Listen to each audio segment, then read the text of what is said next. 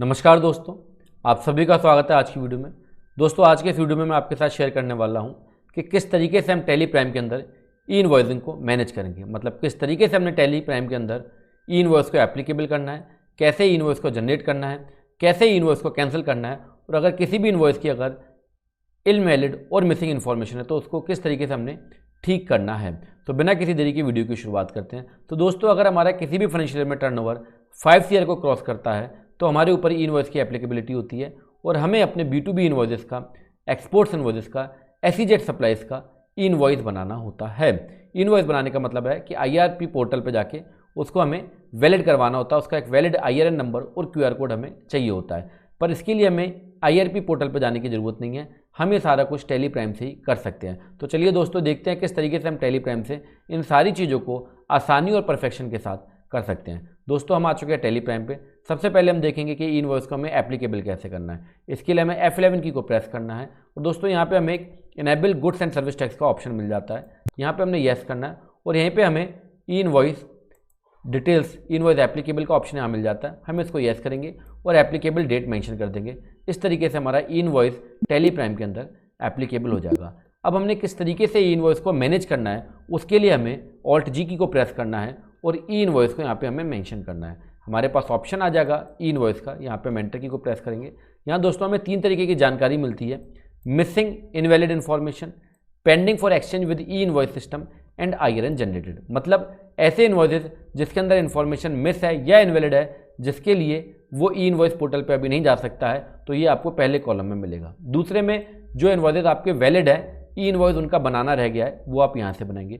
तीसरे में जो आपका इनवॉइस ऑलरेडी जनरेट हो चुके हैं। तो मैं सबसे पहले आपको लास्ट वाला दिखाता हूँ, जिससे हमें आइडिया हो जाए कि ई इनवॉइस हमारा कैसा होता है। यहाँ पे हम Ctrl+P करेंगे दोस्तों, प्रीव्यू देखेंगे तो प्रीव्यू में हमारा यहाँ देखेंगे कि हमें IRN जो है अलॉट हो चुका है और QR कोड भी हमारा जनरेट हो चुका है। तो मतलब एक वैलिड ई इनवॉइस है। अगर दोस्तों अपने इनवॉइस का ई इनवॉइस नहीं बनाते हैं तो वो हमारा इनवॉइस वैलिड नहीं होता है। अब हम देखते हैं सबसे पहला ऑप्शन कि अगर हमारे किसी इनवॉइस के अंदर मिसिंग इन्फॉर्मेशन है तो हमें किस तरीके से उसको ठीक करना है। हम एंटर की को प्रेस करेंगे और दोस्तों यहाँ पे हम थोड़ा सा साइड चलेंगे तो हमें पता लगेगा कि यहाँ पे इशू क्या आ रहा है। इशू क्या है कि कंसाइनर का नेम, एड्रेस या पिन कोड यहाँ पे मेंशन नहीं है। इसके लिए दोस्तों सबसे जो अच्छा तरीका, उसका तरीका क्या है कि आप Ctrl+Enter से इस इनवॉइस को ओपन कर लें और यहाँ पे एंटर की को प्रेस करें।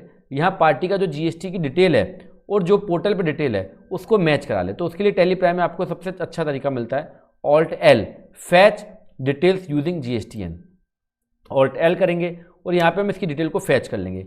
इससे क्या होगा दोस्तों, हमें एक प्रॉपर उसका नाम, उसका एड्रेस, उसका पिन कोड, हमें सब कुछ मिल जाता है। हम यहाँ पे क्या करेंगे, कॉपी डिटेल्स कर देंगे and both buyer and consignee कर देंगे।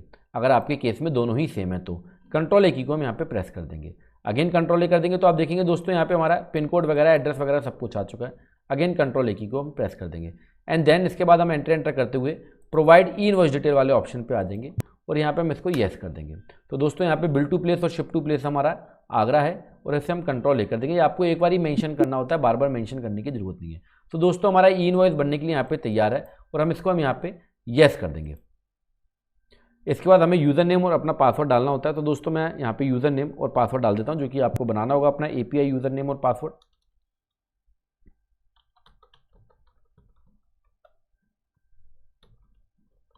ये हमें अपना API एंड पासवर्ड इसका हमें यहाँ पे मेंशन करना होगा